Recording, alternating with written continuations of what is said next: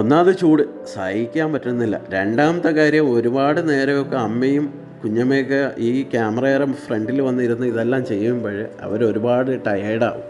പിന്നെ ഇടയ്ക്കിടയ്ക്ക് കറണ്ട് പോകുന്ന ശല്യം ഇതെല്ലാം കൂടെ ആയപ്പോഴത്തേക്കും ഞാൻ അമ്മയോട് പറഞ്ഞ്, അമ്മ കുറച്ച് നാളത്തേക്ക് അമ്മ ഒന്ന് ബ്രേക്ക് എടുക്കുമോ, അതുവരെ ഞാൻ ഈ ചെറിയ ചെറിയ വർക്കുകളുമായിട്ട് മുന്നോട്ട് പോകാം.